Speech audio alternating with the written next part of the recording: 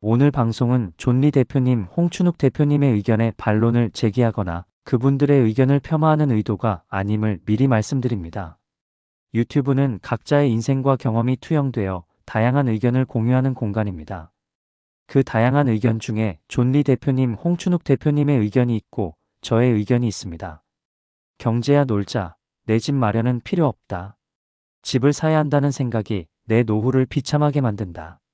월급쟁이 부자들, 도대체 집을 왜 삽니까? 집 살 생각하지 말고 이렇게 하세요. 방송을 보았습니다. 정리하면 다음과 같습니다. 1. 내 집 마련에 집착하지 마라. 2. 인구가 감소하여 앞으로 집값이 과거처럼 오르지 않을 것이다.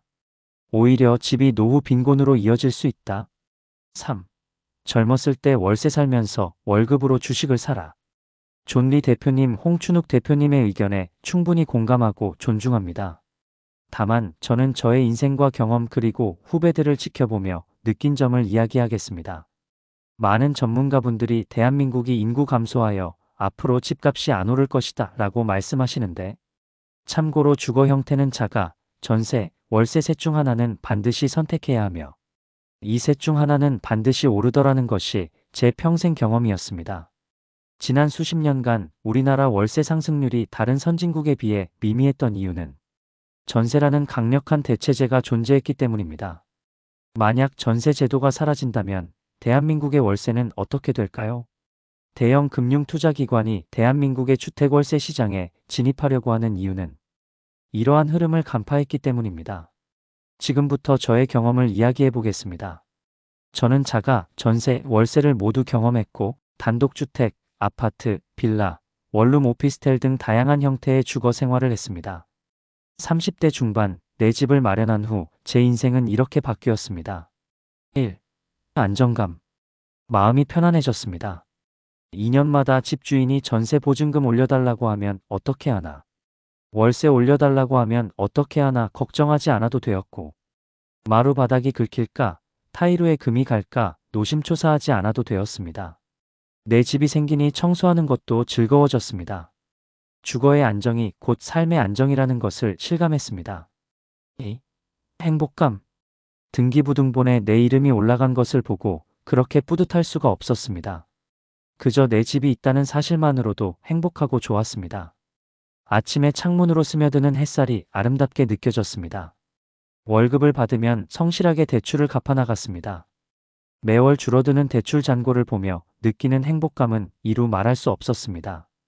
대출을 갚을수록 집 한 평, 한 평이 진짜 내 것이 되어가는 기분이 들었습니다. 3. 자존감. 집이 없을 때는 부동산 이야기가 나와도 할 말이 없었지만 집을 사고 나니 자연스럽게 대화에 참여할 수 있었습니다. 집주인이 보증금을 올려달라고 하거나 월세를 낼 때마다 느꼈던 의뢰 기분도 사라졌습니다. 내 집이 생기니 자존감도 높아졌습니다. 4. 책임감. 집을 사고 나니 인생을 더 열심히 살아야겠다는 책임감이 생겼습니다. 왜냐고요? 대출을 갚아야 온전한 내 집이 되기 때문입니다. 대출을 갚으려면 회사를 잘 다녀야 합니다. 회사를 잘 다니려면 성실해야 하고 적절한 시기에 승진도 해야 합니다. 집을 사고 인생을 대충 살거나 막 사는 사람은 없겠구나 하는 생각이 들었습니다. 사람은 지키고 싶은 것이 생기면 더욱 신중해지는 법입니다. 5. 강제 저축. 나는 이것이 내 집 마련의 가장 긍정적인 효과라고 생각합니다. 많은 사람들이 집 있는 사람과 집 없는 사람의 자산 차이가 집값 상승에서 발생한다고 말합니다. 하지만 더 중요한 것이 있습니다. 소비가 통제된다는 점입니다. 대출을 갚아나가면서 집 한 평, 한 평이 온전히 내 것이 되어가는 기쁨을 알게 되면서 자연스럽게 소비를 절제하게 되었고 월급을 받으면 우선적으로 대출을 갚게 되었습니다. 매월 줄어드는 대출 잔고와 이자 비용을 보며 행복했던 기억이 납니다. 이게 무슨 말이냐? 대출에는 강제 저축 효과가 있더라는 것입니다. 경제학적 관점에서 보아도 인플레이션은 채무자에게 유리하게 작용합니다. 갚아야 할 돈의 실질 가치가 점점 줄어들기 때문입니다. 대출이 무조건 나쁜 것만은 아니라는 사실을 그때 명확하게 배웠습니다. 직장 생활을 하며 후배들을 지켜보니 차이가 분명히 있었습니다. 집을 장만한 후배들은 알뜰하게 아끼며 대출을 갚아나갔습니다. 반면 공무원 임대 아파트를 선택한 일부 후배들은 당장 여유가 있으니 소비를 절제하지 못하고 오히려 저축을 많이 못하는 경우를 자주 보았습니다. 30여 년간 공직 생활하면서 이런 두 가지 모습을 자주 보았습니다. 이것이 내가 경험한 내 집 마련을 한 사람과 그렇지 않은 사람의 가장 큰 차이였습니다. 나는 내가 정답이다. 내가 다 옳다라고 절대 생각하지 않습니다. 그저 나의 인생과 경험을 이야기하는 것입니다.